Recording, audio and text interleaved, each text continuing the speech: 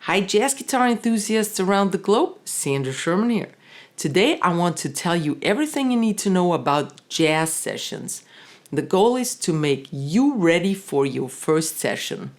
I'm going to tell you how a jazz session works and how to prepare and practice for it. We'll also take a look at the modalities of the event itself and how to non-verbally communicate with total strangers on stage. Okay, I have tons of tips for you, so let's get started. Choose a location that fits your needs. Start with a small venue. Don't go where the famous jazz cats play. Choose a small venue where jazz students or amateurs go because you don't want to go home frustrated but with a feeling of satisfaction. Visit the venue and watch several sessions before your first participation. Write down the songs that are being played, and if you don't know some or most of the songs, just ask some of the musicians that walk off stage. There's usually the house band playing a 30 to 60 minutes set before the actual session starts. Keep a wary eye on the session leader and how he selects people for the session. It differs with every venue and maybe country, but usually works like this.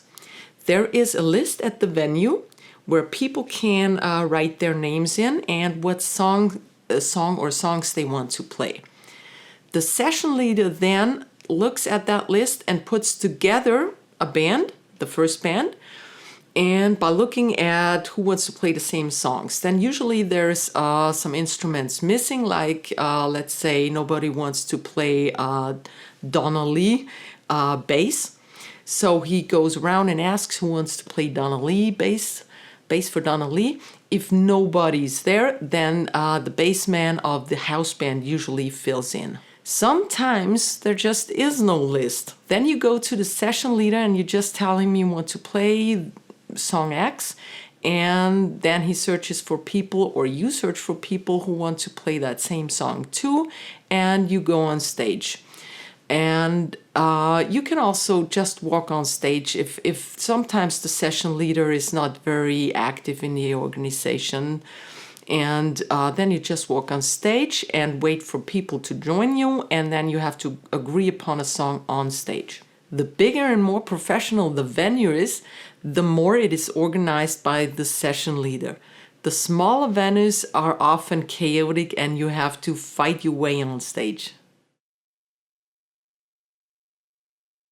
Get a repertoire of 3 to 5 songs. Make sure to be able to play 3 songs, minimum, very well. Those songs should be songs, jazz standards, that a lot of musicians know, otherwise nobody will play with you. Good songs for starters are Autumn Leaves, is easy and everyone knows it. Blue Bossa, easy, short song form, easy to remember. A blues in B flat or F. Everyone needs to know at least one blues theme. It's a must. Satin Doll, Sunny is super easy to remember, and there's many styles you can play it in. Or Fly Me to the Moon. By the way, I have all these songs up here on YouTube, so you might want to check them out. Learn those tunes by heart, folks. It's not cool if you suggest a song, want to play the melody, and then you have to stare at the sheet music in front of you all the time. Not cool. Learning a song by heart includes the intro, if there is one, or if you come up with one. The first head, which is the melody, then your own solo, comping another soloist, the second head that leads to the ending, the coda, or the outro, if there is one. And of course, you need to be able to play along to comp another person if another one is playing the melody. Practice your song in the original key first. Take one part at a time, learn it very well, and then play the entire song. Make sure that transitions from one part to the next are smooth, that you don't have timing issues or gaps in between your parts. Practice in different keys. This is a big topic because there is always that one person that wants to play in a different key. Like, for example, I had a female singer walk up on stage and really told me, I had too much booze. Can we play the whole song 3 semitones lower? Yeah, we can. She can't sing it higher, but we can play it lower. So the thing is, 1 or 2 semitones up or down is usually not a problem. You want to practice that too. What you really want to practice is how to make bigger jumps, like a 4th or 5th interval. Make sure that you practice at least in 2 keys, one starting from the E string and one starting from the A string. 4th or 5th above, practice these 2, and then it's usually very easy to go 1 or 2 semitones up or down. And then you're covered with most keys anyway. Another thing you want to practice, you have to practice, is counting in. Especially if you play the melody, then you need to count in. Okay? So counting in works like this. You count in 2 bars, and it's first is half time feeling, and the second one is regular. So you say 1, 2, 1, 2, 3, 4, and you hear my snipping. You always do that, okay? Because we already want to have the feeling for the jazz song, and the feeling of a jazz song, I think you know that, is 2 and 4. So it's 1, 2, or 3, but usually we say 2 because it's half time, the first bar. 1, 2, 1, 2, 3, 4. All right, and then the entire band starts, and you did your job perfectly well. Another thing you need to practice are trade fours. So this is how it works. If you play the melody, then you start with the trade fours. You play 4 bars of solo while the song form continues all the time, also when the drummer plays his solo, okay? The song form just moves on. You play 4 bars of solo, then you don't have to sign because it's clear. The drummer plays 4 bars solo. Then the next soloist, and they sign who wants to play the next solo. That person plays the next solo 4 bars. Then the drummer again. The next soloist, the drummer again, then maybe it's you again. It's always the same, should always be the same round. If someone does not want to participate in the trade fours, they just go and then you kind of skip that person. Okay, so you need to practice that, and it's kind of hard to practice that when you're home alone. You can get Band in a Box, which is a software program that also offers trade fours practicing. And you can try to pick up a drummer and practice with him. Drummers usually get kind of wild and crazy about their trade fours. So you really need to stay focused on the timing, okay? Because they do all kind of time shifting stuff, and then you don't know where the one is. So you really need to stay focused during the trade fours and practice them beforehand. Prepare for different situation. Expect the unexpected, because all kind of weird stuff happens at sessions, and that's the big fun of it. Okay, so if you call out for, let's say, Autumn Leaves, and you expect it or want to play it in 4/4 swing, maybe a tempo 140, 160, medium tempo, I had that happen.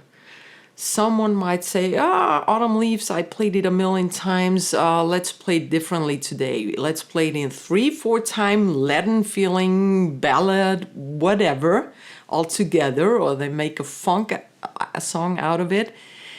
It happens all the time, and that's the fun part of it. So you want to practice your songs, the fast songs, at slow tempo too. The slow songs at fast tempos too. Change the styles. So play a Latin as a swing song and vice versa. Try a blues song as a funk or Latin. Try all different kind of things. This not only makes you prepared for the session, but it makes you a better guitarist. Practice 10% higher than your target tempo is.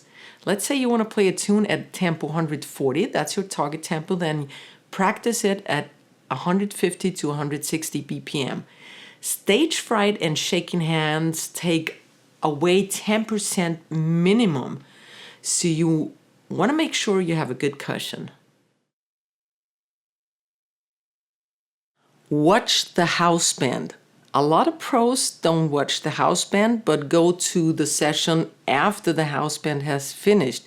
So we just attend the session. But the thing is, we know a lot of songs, we are flexible. You're not yet. So watch the house band, because if, for example, your favorite Autumn Leaves is being played, has already been played by the stage band, by the house band, then it won't be played at the session anymore. So this is a way to already know what's been played. And you can also grow accustomed to the venue, look around, feel safer, and your tension releases. If you can, tune a guitar shortly before you go on stage. When you made it on stage, ask someone about that guitar amp. It belongs usually to the guitarist of the house band or the venue. Thing is, it's not yours. So don't start turning knobs randomly. Respect someone else's gear. If you played a melody, convince the drummer that you want to count in. Imagine a tempo already while you're doing something else, so it won't take as long and you're ready when everyone else is ready. Imagine the solo in that tempo, because usually when you're nervous you tend to count in faster, and then you might not be able to play the solo at that tempo. Play one great chorus of solo rather than 7 boring ones. Towards the end of your solo, you need to look for a band member who wants to play the next solo.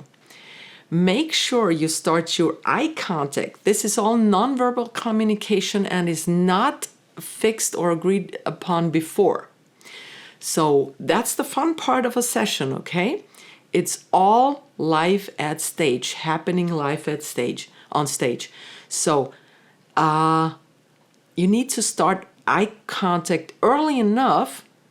Look for who wants to play the next solo. If you're too late, if you search your eye contact during the last bar, nobody's gonna be ready and you'll cause a gap in the arrangement, okay? Because then you have to play another chorus and nobody's gonna solo. This is boring. Same goes for the trade fours.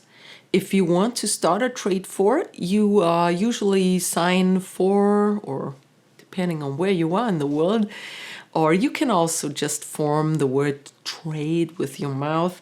But make sure everyone got it, that you want to start the trade fours. If you played the melody, you start the trade fours.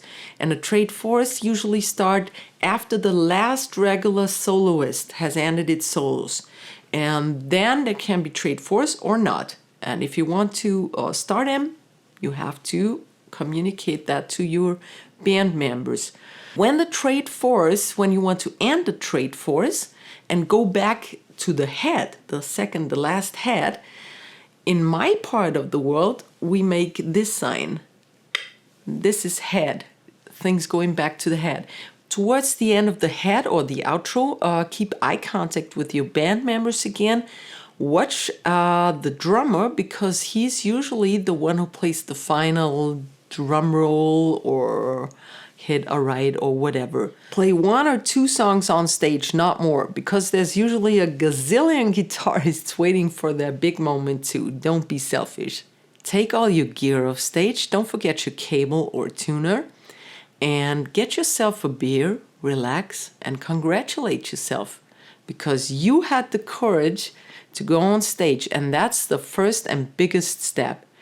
And if you screwed it, so what? There'll be many more chances for you. Try to make contacts or friendships. Collect phone numbers. Maybe someone wants to join your band or become a practice partner. I hope my tips will be helpful and you'll make it to your first jazz session. I'm interested in reading your stories, tips, and questions, if you have any, in the comment section below. I see you next week. I hope you like this video and give it a thumbs up. Also subscribe to my channel. See you next week. Ciao, ciao. Servus from Vienna. Baba.